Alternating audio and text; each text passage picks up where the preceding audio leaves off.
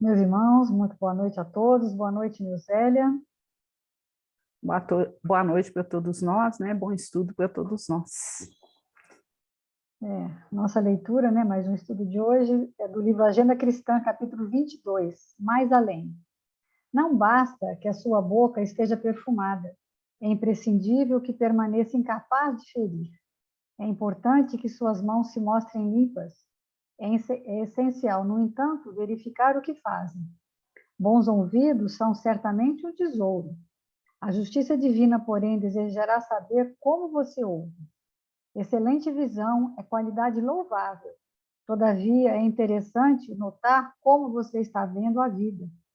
Possuir saúde física é reter um valioso dom, mas é necessário considerar o que faz você do corpo sadio.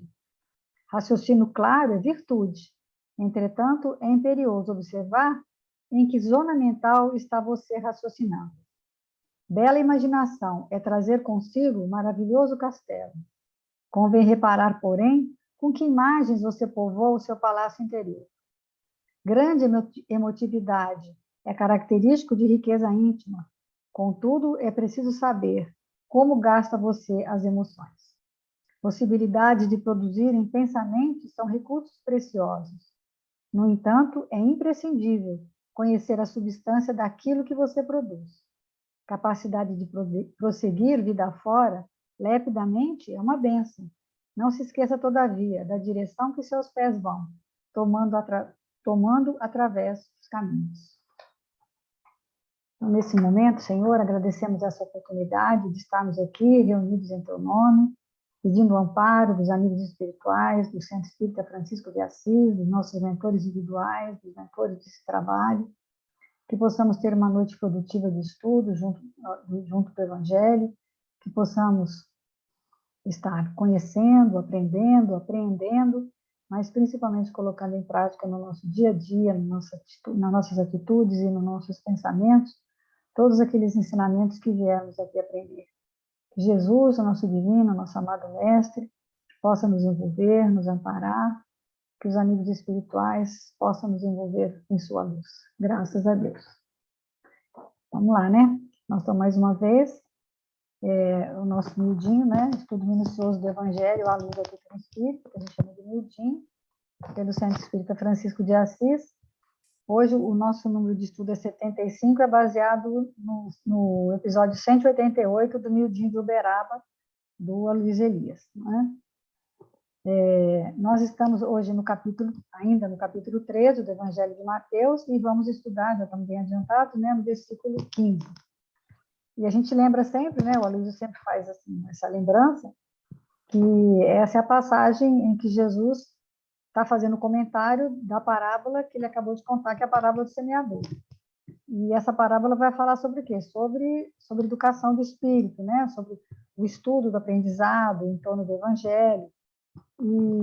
E aí o Aloysio fala que a gente tem dois caminhos, né, para aprender. Pode ser pelo bem, né? Até a avó da gente falava, né? Você vai para o bem ou vai para o mal? E, infelizmente, um dos caminhos é a dor e o sofrimento para esse aprendizado. E a gente, infelizmente, de uma forma geral, se escolhe o caminho da dor e do sofrimento.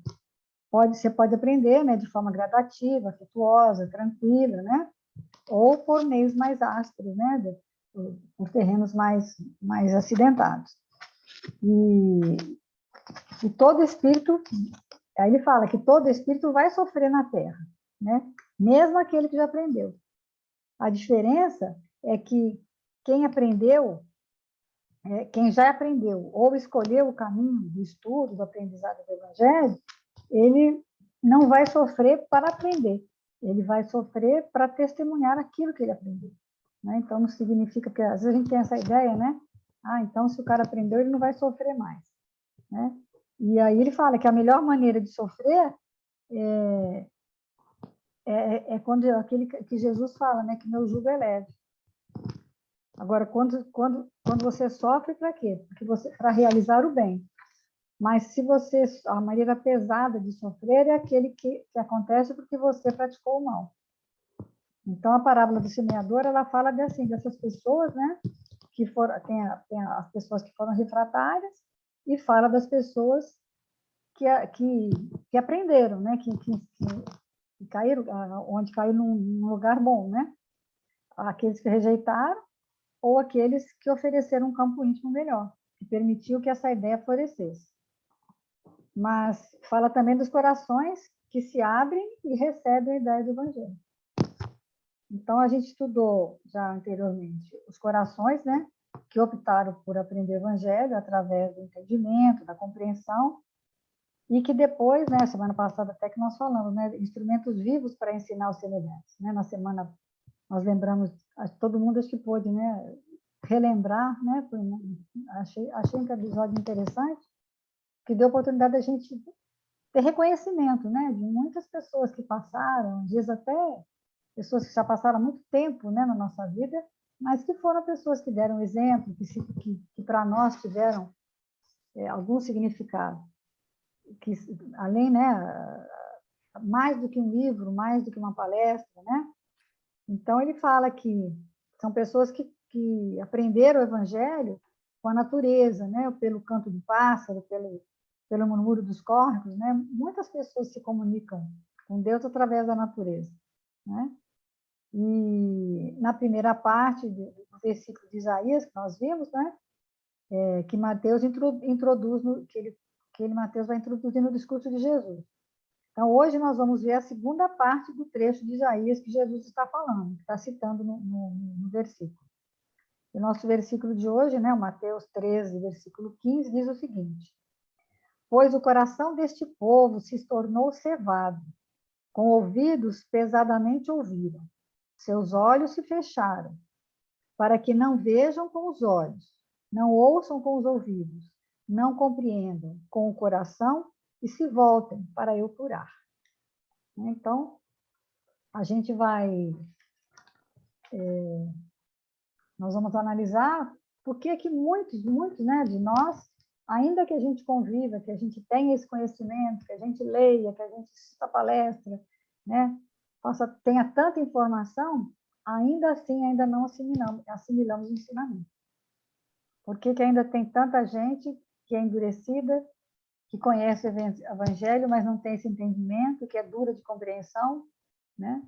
Dura de coração, e na hora de conseguir ter esse entendimento. Então, Jesus faz aqui uma afirmativa, né? Ele diz, no versículo. E aí a gente vai estudar duas palavras, coração e cevado. Jesus afirma que o povo não vai aprender nem com as palavras. E diz que os seus olhos e ouvidos estão tampados, né? Porque o coração deles é cevado. Então, a primeira palavra que a gente vai estudar é coração. E aí ele vai dar uma explicação complicada, né? Que eu assisti várias vezes. Complexa. Mas é legal, né? Não, é legal. Eu assisti muito várias legal. vezes. Mas é complexa, né? Para a gente tem uma entender. Ideia e para a gente explicar é difícil. Então, quem conseguir entender o que a gente explicar aqui, né? Que a gente vai tentar. Vai lá no Luiz, tá? Vai lá na Luiz, vai lá, né? No princípio do estudo, assiste umas 4 vezes igual eu fiz, porque até a gente entende, mas para explicar é mais difícil, né? Porque é muita... Então, ele vai dizer o que é coração, né? Ele fala que o Haroldo podia ter feito uma tradução mais literal, né? Mais literária, né? E não tão literal, mais ampla, né? Porque em grego, a palavra que aparece no versículo é cardia, né? Que é de onde vem a palavra cardíaco. Onde vem cirurgião cardíaco, todas as coisas que têm ligadas ao coração, né? Ou seja, cardia significa coração, mas é o coração mesmo, né? O físico. Em latim, o órgão físico, né? É o órgão físico, né? Que quando para, a pessoa morre, né? A pessoa é dada como morta, e quando bate é porque a pessoa está viva, né? Que dá vida, que a gente entende assim. E aí, em latim, é cordis, que ainda fala cordis, né? Que tem que botar o né? Cardia, né? E cordis. Então, essas palavras vêm de uma mesma raiz indo-europeia, né? E que é quer, né? Quer ou car, tanto faz. O que é o indo-europeu, né? Eram aqueles nativos da Ásia que se espalharam pela Índia e pela Europa. E aí as línguas foram se derivando disso tudo, né? Então, tem ali a Ásia, a Índia embaixo e a Europa. Então, dependendo para onde o povo foi, que tipo de linguagem eles foram, depois veio para a América Latina, né? E as línguas foram se... Só que eles vão alterando, né? Vão colocando, como naquela época era só consoante, conforme eles iam colocando mais letras para poder conseguir ler ou para poder entender, vai mudando um pouco o significado, né? Então, ele fala que essas palavras têm essa raiz indo-europeia e é indo-europeia porque aqueles povos latinos e os povos de origem grega, né, são descendentes dos arianos ou indo-europeus, né? Quer dizer, eles saíram ali da Pérsia e da Índia, foram subindo, foram para a Europa, foram criando, né? E formaram o povo grego e o povo romano, né? O grego e os romanos. Então, o grego e o latim têm essa mesma origem por causa disso, que são essas línguas indo-europeias. Então, cardes, ou cordes também, vem de quer, né? Quer, ou car, ou quer, que quer dizer também coração. Só que tem um detalhe, as tribos indo-europeias, quando usavam esse radical, se referiam só ao órgão, né? O coração, o físico. Mas a cultura grega, né? Quando foi acrescentando as consoantes e as vogais, muda um pouco a pronúncia, e aí virou cárdia, né? E além de acrescentar essas consoantes e vogais, eles também acrescentaram um sentido. A palavra, além de significar o órgão em si, começou a perceber, por exemplo, quando eles perceberam, se o coração bate mais depressa, mais rápido, a pessoa está mais emocionada. Quando ela se emociona, bate mais depressa. Quando a pessoa Está mais está triste. mais calma ou mais triste, ela bate mais devagar, né? Então, os gregos começaram a fazer a associação, né, do órgão, que é o cardia, né, com as emoções. Então, até hoje a gente herdou isso dos gregos. A gente tem essa ideia que o coração, né, quando pulsa o coração, agora no WhatsApp a gente usa, né, quando você quer dizer que você está Alegre, feliz. alegre, você tem o coraçãozinho pulsando. Então, tudo isso foi uma herança dessa modificação da palavra, né? Que a gente associa, né? Então, os latinos herdaram dos gregos e nós herdamos dos romanos. Mas no hebraico, né, e no aramaico, que era a língua, né, o hebraico era a língua litúrgica, né, e o aramaico era a língua que se falava, né, na ocasião. A língua que se falava, né, no aramaico, era a língua falada por ele. A grafia seria a mesma, mas muda um pouco a pronúncia que ele fala. No aramaico e no hebraico, a palavra ganha mais significados ainda. Algumas sofisticações que ele fala de sentido ou semântica.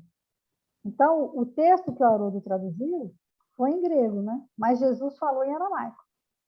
Então, a gente tem que entender esse sentido do texto, mas buscar o sentido original. Por que Jesus falou, como, o que ele quis dizer com aquilo, né? E aí ele vai falar que a palavra coração em hebraico é lev, né? Seria L-E-V. Mas só que esse E a gente põe para poder ler, porque na realidade era só duas consoantes, que seria o L, né? L, e o V ou B, que aí ele vai explicar. Na realidade, essa palavra só tinha duas consoantes. A primeira letra, né, é o lâmede, que parece com o nosso L, né? Mas ele também parece um ponto de interrogação, né? Seria a ponta do cajado, né? O cajado tem do pastor, né? Como ponto de interrogação, dos pastores de ovelha. E o som desse lâmede é o mesmo som do nosso L, né? Essa vogal E, ela aparece só na hora de você pronunciar, mas não na hora de escrever. E tem o beit, né? O beit que parece uma ferradura, ou um C ao contrário, ou um C invertido, né? O Beit tem o som da letra B ou da letra V, depende de onde você vai colocar. Então, eles juntos, né? O Lamed e o Beit é que vão formar o leve, que para ele significa coração, mas não só o coração, mas o sentimento, e aí ele vai explicar aqui que o Lamed, no hebraico, além de uma grafia, de um desenho, de um som, as palavras também têm um conjunto de sentidos, né? Elas têm o que eles chamam de uma rede semântica, significados diferentes que são conectados um ao outro. Então, sempre que aparece o Lamed, significa o quê? Conduzir, guiar, porque ele tem esse formato do cajado. E o cajado, com que o pastor faz com o cajado? Ele conduz o rebanho, né? Ele leva o rebanho para beber água, ele leva o rebanho para o aprisco, ele tira ele de perto de um precipício. É a ferramenta que ele usa para conduzir o rebanho para onde ele quiser. Então, quando aparece esse lamed, que para nós seria um L, mas tem esse formato desse cajado, ele tem esse sentido de condução. E o Beit já tem o desenho de uma planta baixa de uma tenda, que era onde o povo morava na época, né? Ou as pessoas moravam em tenda. Então, ele significa o quê também? Moradia. O Beit tanto serve para isso, como serve para... casa também é Beit, né? Onde ele explica, né? Betlehem. Betlehem era Belém, a casa do pão, que significaria, né? Então, juntando isso tudo, né, na escrita do hebraico, dos hebreus, eles usam essas duas letras antes de uma palavra para também indicar uma preposição. Por exemplo, quando lamed aparece como a primeira letra antes de uma palavra, indica a preposição para, ou seja, está indo para algum lugar, né? O lamed indica uma condução, ou seja, para o deserto, para o mar, em direção, né? Por causa do cajado representar esse poder que o pastor tem de guiar e de levar de um ponto até o outro. E quando o Beit aparece antes de uma palavra, ele indica o quê? A internalidade, que é a moradia, para dentro da casa. Indica alguma coisa interna. No deserto, na casa, aquilo que está dentro.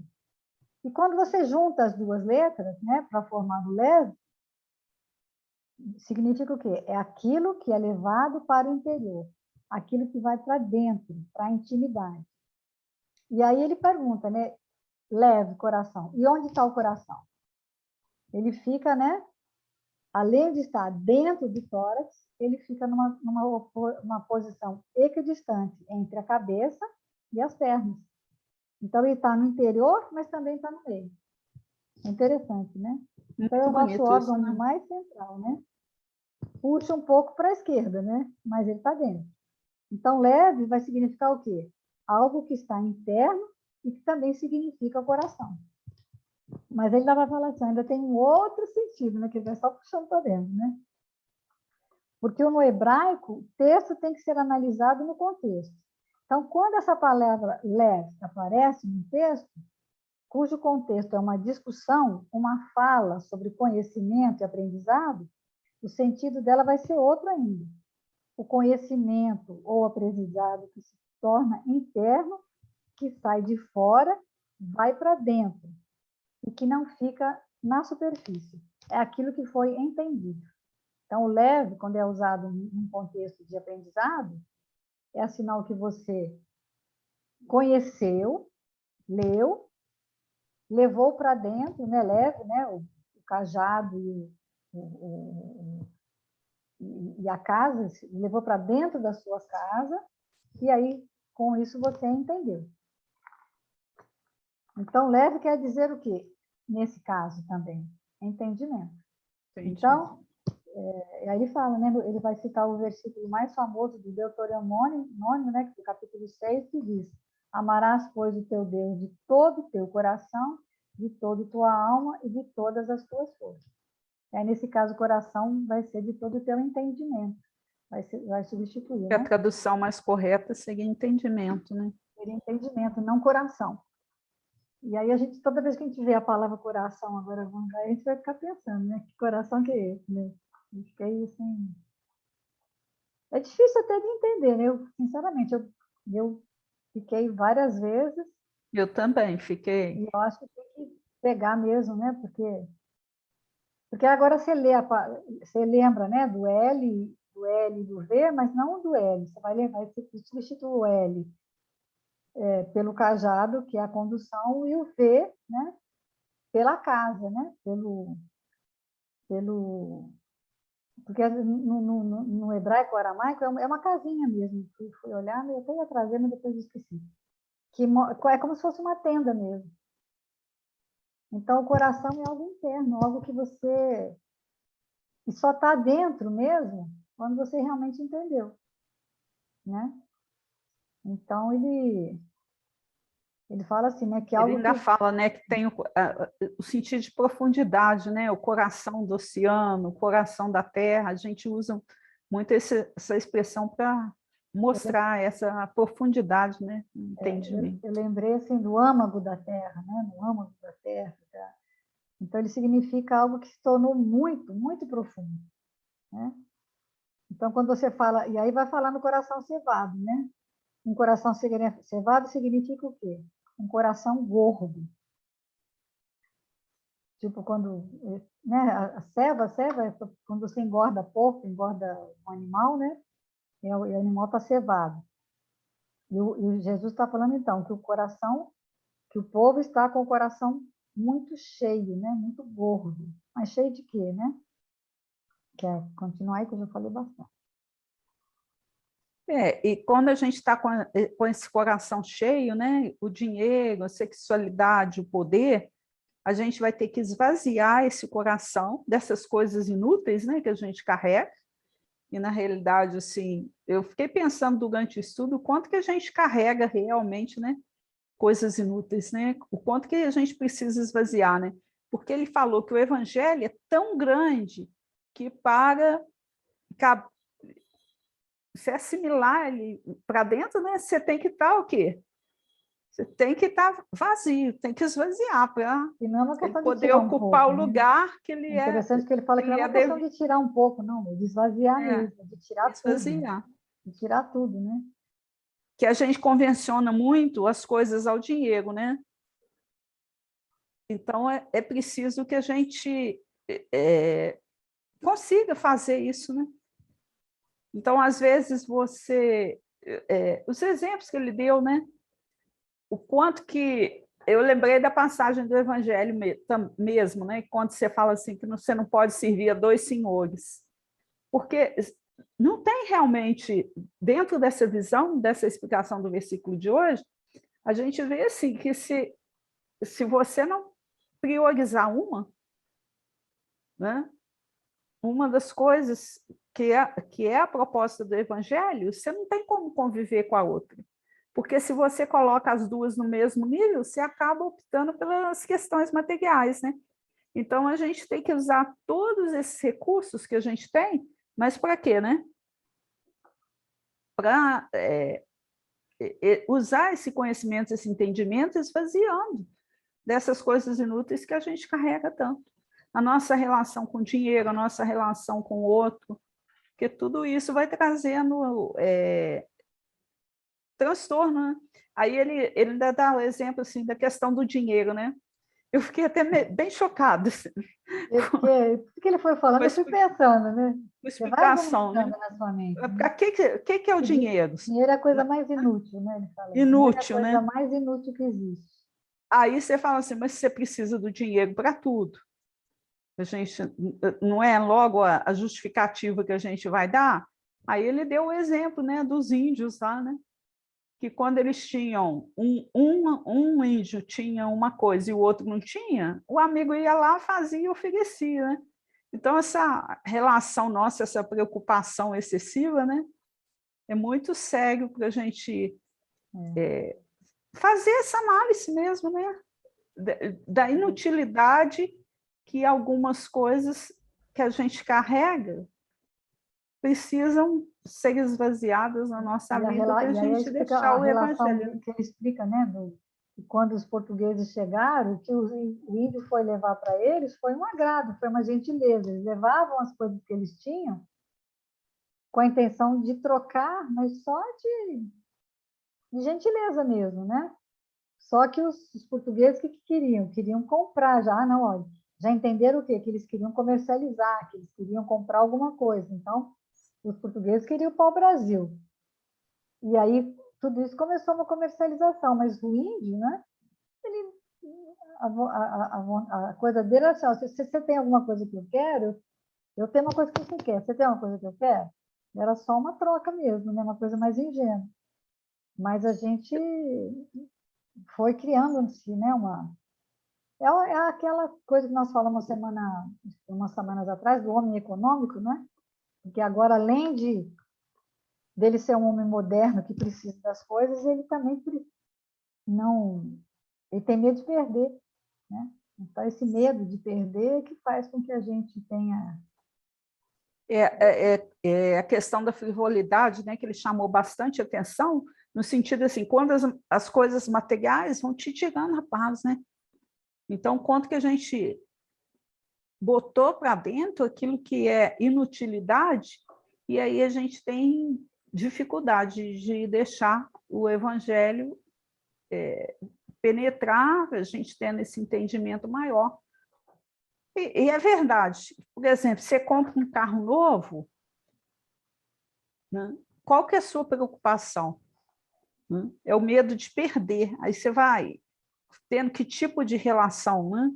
E é assim realmente com as coisas materiais, com a questão do poder, que as pessoas, né, colocam o poder acima de tudo. E como que fica difícil isso?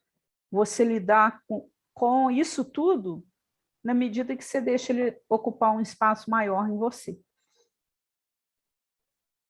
Eu achei Tirar a interessante paz, né? ele lembrar daquela música, né? Uma prece, né? Que fala da águia, né? Poderosa águia que no alto do totem. É linda essa música, né? Eu não sabia. Que parece que eu não sabia disso, que ele seria o Pai Nosso rezado pelos índios. É Eu como eles também não... entenderiam o Pai Nosso, né? Quer dizer, ela é composta dentro da lógica do pensamento do índio. E aí ele vai dizer que, né, numa sociedade regenerada, a gente vai ter toda essa tecnologia, todo esse entendimento, todo esse conhecimento, né, toda essa, vamos dizer assim, esse conforto, mas com uma pureza de intenções do povo, né, que se organizou de uma forma tribal. Porque enquanto não for bom para todo mundo, não vai ser bom. Sempre vai ter, né? Quando a gente conseguir resolver, né, essa equação, é que o coração vai estar vazio, né? Não, então, o comércio, o lucro, né, o poder político, o título de embargador, de juiz, engenheiro, eles vão deixar de existir, né? Porque não vai ter mais paixão, nem cobiça, nem ganância. E, na realidade, o que acontece? Hoje, se a gente usar os recursos tecnológicos, por exemplo, se a gente for ver quantos recursos tecnológicos já existem, né, para trazer assim bem-estar e uma vida mais saudável para a comunidade de modo geral. Mas o que acontece? Como não é um interesse econômico, financeiro, todas essas tecnologias, e na realidade elas não são caras, né, dentro daquilo que precisam ser, né? Mas como existe essa questão do comércio, e aí você prioriza, né, o homem moderno encher o seu coração de coisas úteis, aí ele começa a querer levar vantagem em cima daquele conhecimento que ele já tem. Então, todas essas tecnologias hoje, apesar de já existirem no mundo, mas como elas não são ocupadas pelo evangelho, então o homem não tem esse entendimento, fica inviável para aqueles de uma classe, né? Vamos analisar assim, igual a questão da energia, né? Já existe uma tecnologia, né, de ponta para se aproveitar a energia solar. Mas quantos têm acesso a isso hoje? Né? Então, é praticamente... Mas por quê? Porque o interesse de alguns fala mais alto. E aí fica difícil para quem não tem, né? Mas é muita coisa. Se a gente for ver, é aproveitamento de água, da água da chuva, né? O aproveitamento. Por exemplo, outro dia eu estava vendo uma palestra, aí falando, a gente usa água potável para dar descarga. E você poderia fazer um reaproveitamento da água, né? Nesse sentido, porque é preservação de um recurso natural. Então, enquanto a gente não tiver essa compreensão, não deixar o evangelho, né, interiorizar isso, a gente ainda vai ficar usando assim, né, ter essa dificuldade, né, para esvaziar e fazer com que valores mais reais possam nos ajudar nesse processo evolutivo. E é importante entender no estudo hoje essa questão de esvaziar, né? Porque ele dá o exemplo de um quarto, né? Você tem um quarto, vamos dizer, todo mundo tem um quarto de bagunça em casa, né? Acho que você vai juntando, vai jogando tudo ali dentro, aí de repente você descobre que você precisa pôr uma pessoa ali. E essa pessoa, ele dá até exemplo da mãe dele, né? A mãe vai vir morar comigo. Então, ela é uma pessoa importante, é algo grande, né? Que vai ocupar o espaço todo. O que você tem que tirar? Você tem que tirar tudo do lado de dentro, tudo. Você tem que tirar tudo, esvaziar tudo, porque o evangelho é essa coisa grande que vai ocupar. Ele precisa. Aí eu achei interessante, tem que ficar um salão amplo e vazio para que você possa ocupá-lo, né? E tirar tudo aquilo. Mas aí eu fico pensando, né? A gente até mesmo quem tem um certo entendimento, que começa a entender exatamente a grandiosidade disso, né? De você colocar as coisas mais importantes, de você tirar aquilo que é inútil e começar a colocar só o que é útil, a dificuldade que a gente tem realmente com isso, né? Não é fácil assim. Mesmo que você raciocine, né? Quando ele fala que o dinheiro é inútil e que os índios não precisavam, mas a gente não tem, assim, vamos dizer assim, uma possibilidade real de voltar a ser índio. Ainda que a gente queira muito. Né? É muito difícil, não tem assim, vamos dizer assim, que você vá realmente fazer isso. Pode melhorar, né? Mas é complicado, né? Aí ele Eu vai no gostei livro... quando ele lembra do evangelho também, né? Olhar as aves do céu, né? O quanto que essa passagem do evangelho é belíssima, né? Os lírios do campo.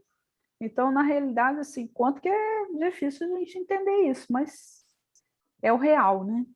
É aquilo que vai trazer plenitude para nós, que vai trazer liberdade, né? É um mundo regenerado, né, que ele fala. Quem sabe a gente vai poder estar nele, né? Chegar lá. Vamos chegar. Aí ele vai lá para o livro Pontos e Contos, capítulo 25, que chama Simeão e o Menino. Ele até já... há pouco tempo nós lemos ele estudou isso, né? Aí ele vai ler ele inteirinho, né? Quer ler aí? Está lá no Evangelho de Lucas, é o encontro do ancião, né, de Simeão, com Jesus no templo, que é Jesus é levado ao templo por Maria e José para fazer a circuncisão, né? E já Jesus tinha acabado de nascer. Eles pagaram lá o sacrifício das pombas, e aí o Simeão vai pegar Jesus no colo e ele reconhece que Jesus é o Messias, né? E aí ele tem uma conversa, provavelmente mental, né? Olha a conversa que bonita, olha. Ele já no templo, né? Simeão pega o menino no colo, né?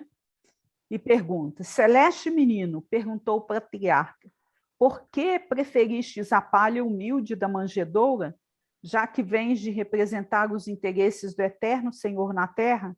Como não vestiste a púrpura imperial? Como não nascestes ao lado de Augusto, o divino, para defender o flagelado povo de Israel? Longe dos senhores romanos, como advogarás a causa dos humildes e dos justos? Por que não vieste ao pé daqueles que vestem a toga dos magistrados?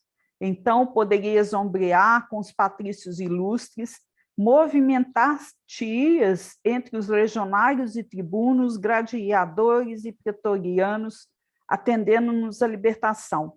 Por que não chegaste como Moisés, valendo-se do prestígio da casa do faraó? Quem te preparará, embaixador do Eterno, para o ministério santo? Que será de ti sem lugar no sinédrio? Olha que lindo, né?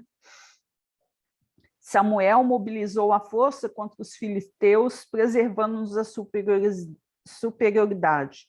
Saul guerreou até a morte por manter-nos a dominação. Davi estimava o falso do poder. Salomão, prestigiado por casamento de significação política, viveu para administrar os bens enormes que lhe cabiam no mundo. Mas tu não te ligastes aos príncipes, nem aos juízes, nem aos sacerdotes. Não encontrarias outro lugar além do estábulo singelo? Jesus, menino, escutou-o, mostrou-lhe sublime sorriso, mas o ancião, tomado de angústia, contemplou-o mais detidamente e continuou: onde representará os interesses do Supremo Senhor? Sentar-te-ás entre os poderosos? Escreverá novos livros de sabedoria? Improvisarás discursos que obscureçam os grandes oradores de Atenas e Roma? Amontoarás dinheiro suficiente para redimir os que sofrem? Erguerás novo templo de pedra, onde o rico e o pobre aprendam a ser filhos de Deus? Ordenarás a execução da lei, decretando medidas que obriguem a transformação imediata de Israel? Depois de longo intervalo, indagou em lágrimas: dize-me, ó divina criança, onde representará os interesses de nosso Supremo Pai? O menino tenro ergueu então a pequenina destra e bateu muitas vezes naquele peito envelhecido que se inclinava já para o sepulcro. Nesse instante, aproximou-se Maria e recolheu nos braços maternos. Somente após a morte do corpo, Simeão veio a saber que o menino celeste não o deixara sem respostas. O infante sublime, no gesto silencioso, quisera dizer que não vinha representar os interesses do céu nas organizações respeitáveis, mais efêmeras da terra. Vinha da casa do Pai justamente para representá-lo no coração dos homens. Lindo, né? É interessante, né? Porque ele fica pensando assim, bom, mas se ele é o Messias, né, vem em nome de Deus, como é que ele vai fazer, né? Para ensinar, né? Para as pessoas aprenderem a amar a Deus. Sem dinheiro. Quando ele faz a pergunta, né, da questão da manjedoura, né? Se tinha, não tinha outro lugar, né? Não tinha outro lugar para você nascer, não. Você nasceu lá pobre, né? Sem título, sem autoridade, sem exército, né? Como? Como que você vai conseguir fazer alguma coisa, né? Onde, né? Eu achei estranho, onde? Numa tribuna, né? Se você não tem um título, sem o título, num tribunal, se você não é juiz, num palácio, se você não tem a coroa do rei, num quartel, se você não tem patente, onde que não você sendo vai... um sacerdote, né? Se você não vai ser sacerdote, né? Não vai frequentar o sinédrio. Então, era o poder transitório do mundo, né? Que ele, é o que a gente acha, que a felicidade ainda vai vir por aquilo que é transitório. A gente ainda tem essa visão. Então, é o grande fala, né, desafio nosso. Jesus não veio para que a gente memorize a lei, veio para que a gente interiorize a lei, que a gente entenda, né, que a gente a coloque, que a gente esvazie a casa toda e coloque a lei para dentro, né? E a graça de Deus foi justamente aí nesse momento, quando Jesus reencarna, tem um corpo como o nosso, com todas as questões, né, da reencarnação, o parto, a fase da infância, da adolescência, com tudo isso para demonstrar o amor de Deus. E a gente só vai conseguir entender o amor porque ele foi o exemplo desse amor. Se a gente não tivesse tido essa possibilidade de ter Jesus próximo, a gente não ia ter esse entendimento do que é realmente o amor e de qual que seria a nossa missão aqui também. Né? É onde ele fala das frivolidades, né? São as nossas preocupações, aquilo que a gente se preocupa, né? Com a aparência, com que a gente está com o coração cevado, né? Lotado de superficialidade, de frivolidade, de coisas, de ideias e emoções inúteis. E aí, quando isso, Eu achei esse interessante quando ele roubo comenta some, até né? da questão do cabelo dele, né? Que É, algumas pessoas colocam lá é porque acho que está no início da pandemia, ele não está na cortando pandemia, cabelo, está né? Não gordo, estava tá... cortando o cabelo, né? E todo mundo questionando o cabelo. Então, quando eu assisto uma palestra, o que que eu estou absorvendo dela? Aquilo que é transitório, o jeito que o expositor tá vestido, como que está o cabelo dele, as questões dele, ou a mensagem que ele está trazendo, né? Então, a gente vê que muita gente ainda, se a gente participa dessas reuniões, né? Você vê assim que às vezes a pessoa faz perguntas que ela não está nem atenta ao assunto.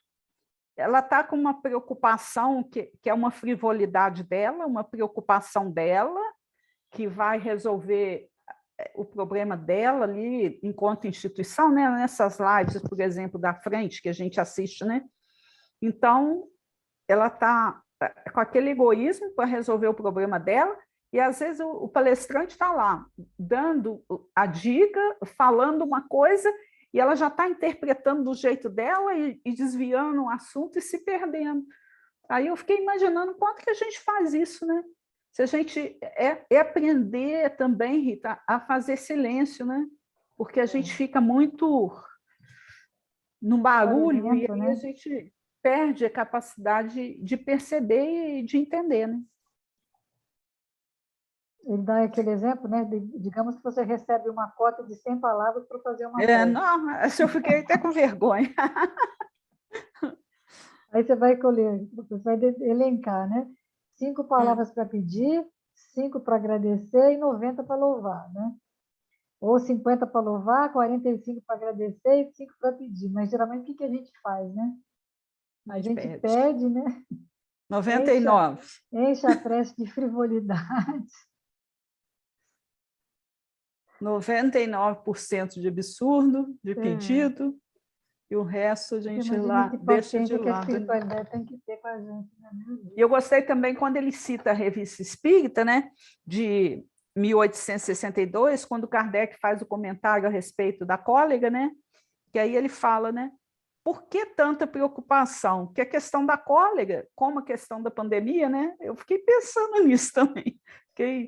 Eu falei, ai meu Deus, quer dizer que você, na realidade, você vai mais cedo para um lugar de qualquer De qualquer maneira, jeito, você você vai iria, né? mais tarde, né?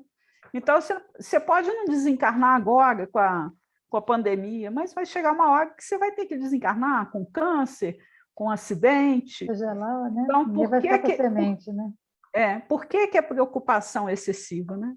E a gente faz isso, né? Fica desesperado. Aí eu fico imaginando assim, como que a gente é estúpido mesmo, que aí você tem nós, os espíritas, né, que já temos esse conhecimento a respeito da imortalidade da alma, se você falar de morte com algumas pessoas, elas ficam apavoradas, né? E eu também, não fico tão apavorada mais, não. Eu fico com medo das consequências que eu vou encontrar lá, sabe? De não ter conseguido. Para E onde na eu vou, realidade, a gente tem mais medo de como vai morrer, né? Quanto que você vai sofrer na hora, eu acho que pelo que você vai passar, né? a grande maioria ainda tem medo do aqui mesmo, de largar a casa, largar, né? É aquele livro, aquela página que a gente lê naquele livro, como é que é? Esqueci o nome do livro, mas Notícias, né? Que fala das questões da morte, o quanto que a gente vai ter dificuldade se a gente não esvaziar o coração, o quanto que a gente vai ter dificuldade de vivenciar o mundo espiritual, porque a gente torna isso uma realidade distante, uma realidade não compreendida, não vivenciada. Então, nós vamos ter essa dificuldade mesmo, Vai ficar né? agarrado aqui, né? De ficar Nessas agarrada, questões, nessas né? frivolidades, nessas questões materiais, nessas E vai necessidades que a dificultar, gente né? tem, no fundo, né? E a gente vê assim, até quando a pessoa pede, né, um idoso lá, a gente convive lá no asilo, né? Como seria mais fácil para ele se ele não fosse tão tão apegado, né? Que já fosse que a mente já não tivesse tão ligada. A gente tem vários casos, né? Que a gente vê que a pessoa fica com uma monoideia, né? Ou de um lugar, ou de uma, não aceita a situação porque, eu quero minha casa, meu barraco, Quer ter controle. Quer ter controle, né? Não aceita.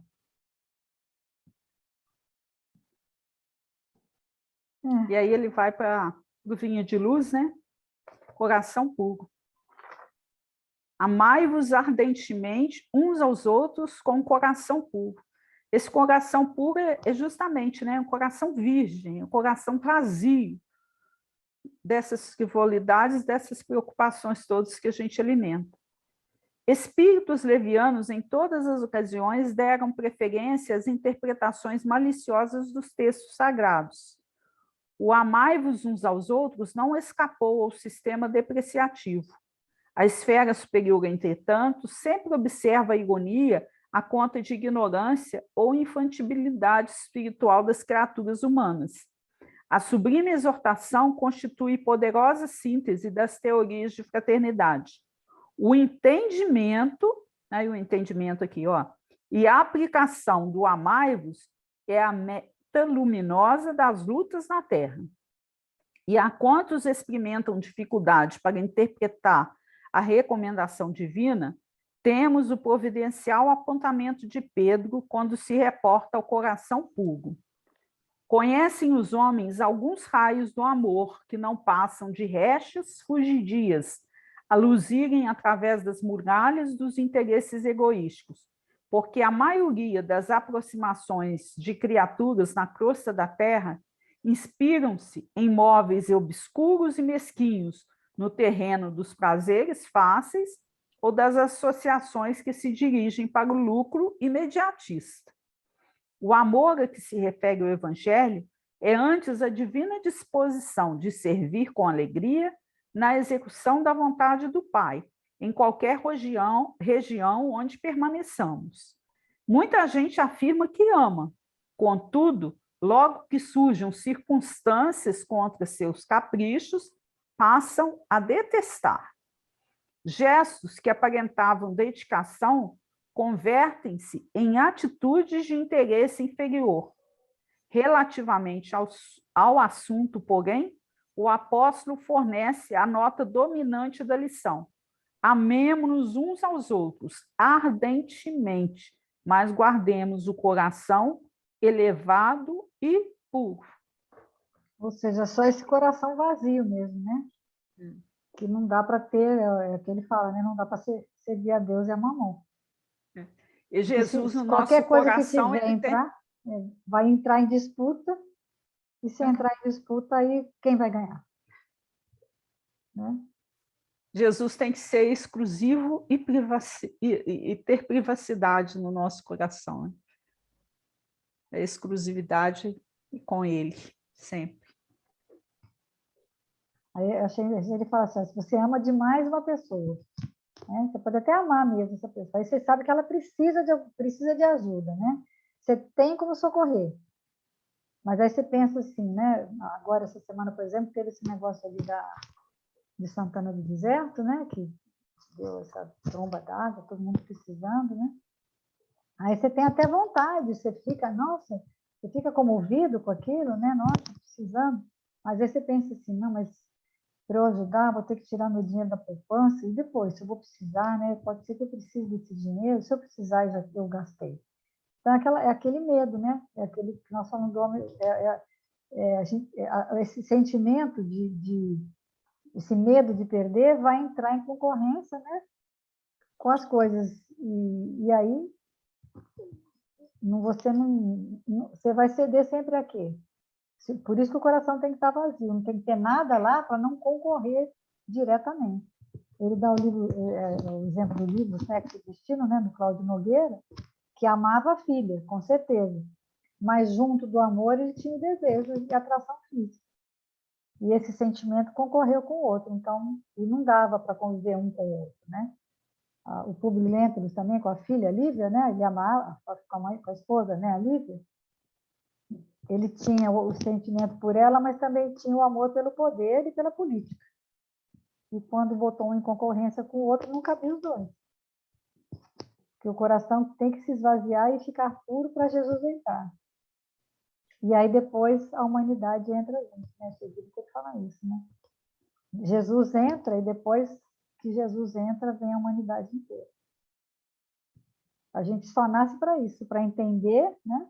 E aplicar o amor. Ele dá o exemplo do Honório, né? Que ele fala que a nossa epopeia em direção ao Evangelho, e do Evangelho, na nossa direção, segue 3 etapas. Primeiro, o conhecimento, que é a palestra, o livro, uma conversa, né? Tudo que você aprende é o que a gente faz aqui, né? Depois, o entendimento, que é quando o conhecimento sai, né, da superfície, né? Que ele se interioriza, que ele se aprofunda. Mas, por último, tem a compreensão, quando o conhecimento que foi entendido, que foi, né, que você já conheceu e você já entendeu, aí ele começa a se exteriorizar na forma de testemunho e exemplo. Então, quem aprendeu se informou, né? Só conhece. Quem se informou e se emociona profundamente com aquilo e guarda no coração, conhece e entende. Mas aquele que, além de conhecer, de entender, também exterioriza aquilo que entendeu e esse conhecimento, ele entende e compreende, né? É quando aquilo que você sabe e que você entendeu vira ação. E você passa a ser o exemplo, né? E que é aquele exemplo que nós demos a semana passada, né? De tantas pessoas que entenderam de fato o Evangelho, se preencheram dele, e aí aquilo vai transbordar, né? Interessante aí, também quando ele fala, né, nos 20, que às vezes a gente vai nossa, levar um susto, que isso doeu mesmo, né? Que você passou, vai ver assim, 28 reencarnações, né? Você ficou só no conhecimento, né? Porque a gente sempre nivela por baixo, mesmo. né? Esse negócio de nivelar por baixo é uma coisa muito séria, porque você fala assim, não, peraí, ó, eu estou conhecendo já, eu já conheço, já estou estudando, já sei evangelho, né? Já estou bem. Tem muita gente que nem sabe o que é evangelho, não sabe nem o que é Novo Testamento, Velho Testamento, o que é Bíblia, o que não é, eu pelo menos já sei. Mas aí você vai desencarnar, vai encontrar com o seu mentor e vai falar assim, olha, só que já tem 28 encarnações 28. Que você foi lá para conhecer. Essa vez, era a vez que você ia começar a entender. E você só ficou no conhecimento ainda.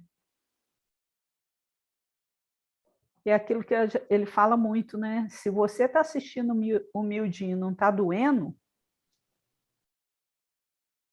é porque você está só na superfície. Barro, né? Fica amassando barro ali, né? O quanto que a gente tem que estar preparada para ir mais além, né? Águas mais profundas. Tem que ficar na sua cabeça, tem que ficar ali, né? Em volta, né? Igual as formiguinhas te incomodando, né? Porque enquanto você não esvaziar, né? Você não vai interpretar. Ele dá o exemplo do balão, né? Quando o balonista quer subir, o que ele tem que fazer? Se livrar do saco de areia, né? Do peso inútil, né? Porque o nosso coração está cheio de peso, está cevado, não pode subir e se elevar. Está na hora já, quase, né? Falta 5 minutinhos. No Vinha de Luz também, tem uma passagem que ele não chegou nem a comentar, né? Mas ele pôs na descrição lá, que fala, guardemos o coração. O homem de coração dobre é inconstante em todos os seus caminhos, né? Então, quer dizer, que seria o coração dobre, né? Por metáfora, é aquele coração falso, fingido, né? Então, urge reconhecer que no sentimento reside o controle da vida. Na romagem terrestre, múltiplos são os caminhos que conduzem ao aperfeiçoamento.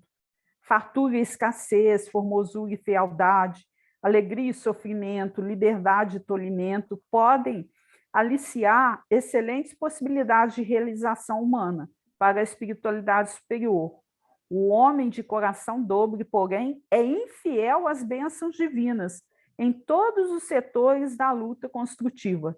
Se recebe talentos da riqueza terrestre, entrega-se comumente às alucinações da vaidade. Se detém os dons da pobreza, liga-se quase sempre aos monstros da inconformação. Se possui belo corpo, dá-se, em via de regra, aos excessos destruidores. Se dispõe de vaso orgânico defeituoso, na maioria dos casos, perde o tempo em desespero inútil. No prazer é incontido, na dor é revoltado. Quando livre, oprime os irmãos e escraviza-os. Quando subalterno, perturba os semelhantes e insinua a indisciplina. O sentimento é o santuário da criatura. Sem luz aí dentro, é impossível refletir a paz luminosa que flui incessantemente de cima. Ofereçamos ao Senhor um coração firme e terno, para que as divinas mãos nele gravem os augustos desígnios. Atendida semelhante disposição em nossa vida íntima, encontraremos em todos os caminhos o abençoado lugar de cooperadores da divina vontade. Então é isso, né? Que a gente possa oferecer ao Senhor um coração firme, né? E terno. Muito bonito.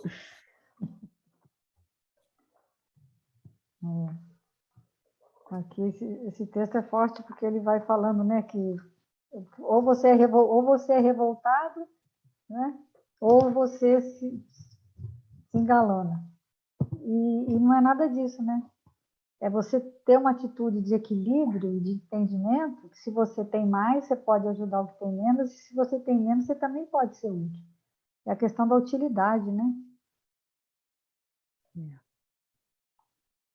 Deixa eu ver se eu tenho aqui, só uma... Aqui, no capítulo, na Agenda Cristã, capítulo 32, sinais. Sua conversação dirá das diretrizes que você escolheu na vida. As suas decisões nas horas graves identificam a posição real do seu espírito. Seus gestos na luta comum falam do seu clima interior. Seus impulsos definem a zona mental em que você prefere movimentar-se. Seus pensamentos revelam suas companhias espirituais. Suas leituras definem seus sentimentos. Seu trato pessoal com os outros esclarece até que ponto você tem progredido. Suas solicitações lançam luz sobre os seus objetivos. Suas opiniões revelam o verdadeiro lugar que você ocupa no mundo. Seus dias são marcas no caminho evolutivo. Não se esqueça de que compacta as assembleias de companheiros encarnados e desencarnados. Conhecem a personalidade e seguem a trajetória pelos sinais que você está fazendo. Então, o bem ou mal, né, seja encarnados ou desencarnados, a gente tem uma esfera, né, tem um círculo, né, que pelas nossas atitudes e pelo nosso pensamento, só que a gente atrai, e é o que a gente está em sintonia, né? Tem mais coisa aqui, mas está na hora, né? Não.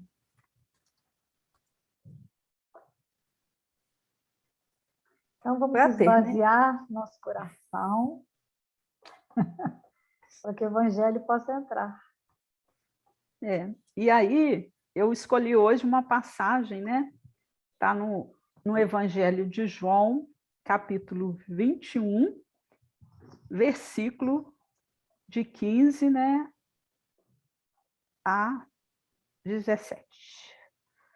E aí, na hora que ele vai perguntar, que a gente coloque o nosso nomezinho, vamos tirar o nome de Pedro, né? Eu acho que é muito oportuno isso, essa pergunta Pedro, né? De Jesus, né? Pedro. Depois de terem comido, perguntou Jesus a Simão Pedro, ou seja, perguntou Jesus a Rita, a Neusélia, a Lívia, que está nos assistindo, né? E mais a minha irmã também que está assistindo, né? Aí vai, Jesus que está perguntando para nós, tá, gente? A nossa prece final é Jesus perguntando para nós. Ama-me mais do que esses outros? Ele respondeu, sim, Senhor, tu sabes que te amo. Ele lhe disse, apacenta os meus cordeiros. tornou a perguntar-lhe pela segunda vez: Simão, filho de João, de Jonas, não, de João, né? Tu me amas? Ele lhe respondeu: Sim, Senhor. Tu sabes que te amo. Disse-lhe Jesus: Pastoreia as minhas ovelhas. Pela terceira vez, Jesus lhe perguntou: Simão, filho de João, tu me amas? Pedro entristeceu-se por ele lhe ter dito pela terceira vez: Tu me amas? E respondeu-lhe: Senhor, tu sabes todas as coisas. Tu sabes que eu te amo. Jesus lhes disse: Apacenta as minhas ovelhas. Uma semana de muita paz para todos nós. Conduzir as ovelhas para dentro, né? Mas tem que esvaziar o coração. Então vamos em paz, né? Até a próxima Que Jesus semana. nos abençoe. Que a gente possa refletir muito, né, sobre isso, sobre essa questão do coração vazio, né? E do que o nosso coração anda tão cheio, né? De tantas preocupações, de tantas... A gente agora, final de ano, né? A gente está aí pensando, início, né? Quando a gente postar, já vai estar no início do ano, né? Mas quantas promessas que a gente faz, que a gente nem lembra que fez do ano passado, que a gente possa refletir sobre esse esvaziamento, né? De coisas inúteis e frivolidades, para colocar as coisas que são de fato necessárias. E que é o que a gente vai precisar, né? No momento, na hora-chave, né? Verdade.